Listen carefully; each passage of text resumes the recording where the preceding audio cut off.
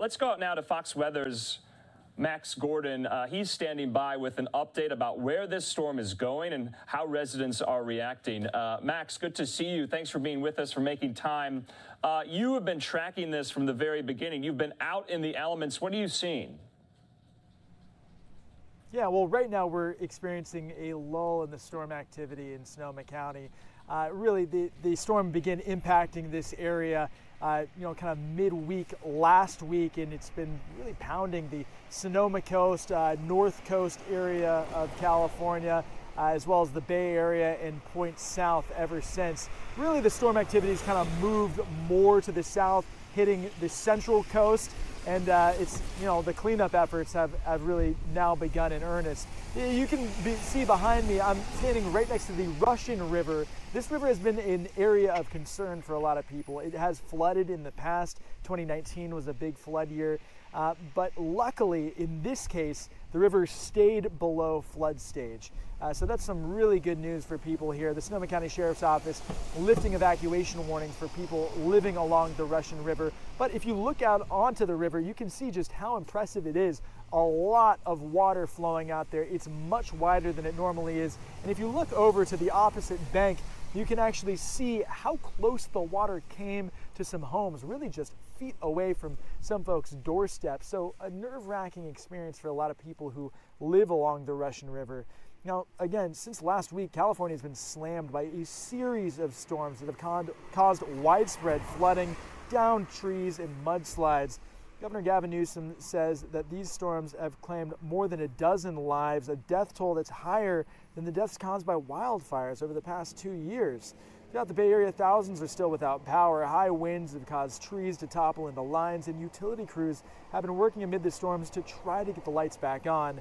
In the town of Guerneville, that's just up the river from us, some had to go days without electricity, and creeks began backing up, flooding homes. One couple we talked to found their home surrounded by water, but said that folks around here are quick to help one another. All just happy to share. What comes around goes around, and everyone here is just very humble folk, and obviously going through natural disasters is a humbling experience, and it just kind of seems to be those type of people just kind of coalesce in this kind of an area, and just down-to-earth people. That's part of why we love it here. Now, the river is expected to stay high for the next couple of days, and as it goes down, it's going to actually dip up again on Friday. There is more rain in the forecast, so all that rain has to go somewhere. The hills and the soil are all just very saturated, so we'll continue to see very high water right here on the Russian River. But really, the underlying message is a good one for folks living along the river. No flooding so far. It's not reached its flood stage, and all evacuation warnings are now being lifted along the Russian River. Andrew? Okay, Max, this is personal to you. On your Twitter account, you posted this photo of your dad who was bringing you some lunch while covering all of this. Yeah. You grew up here. Is this historic? Have you ever seen something like this? Yes. So this isn't necessarily historic for this area.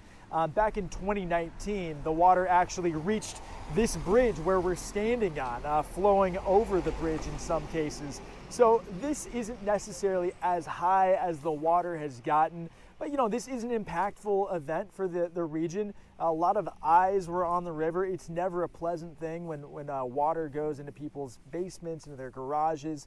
But this area, a lot of the houses are built to withstand a little bit of flooding. And that's just kind of what life on the river is all about. But it's always an experience coming back home and covering stories where you grew up. It helps to have that local knowledge, and it always helps to have a great dad who comes and delivers lunch to you. No doubt about that. Max Gorden, we always appreciate your reports. We'll check in again if the weather patterns change, but we appreciate your time. Talk again. Thank you.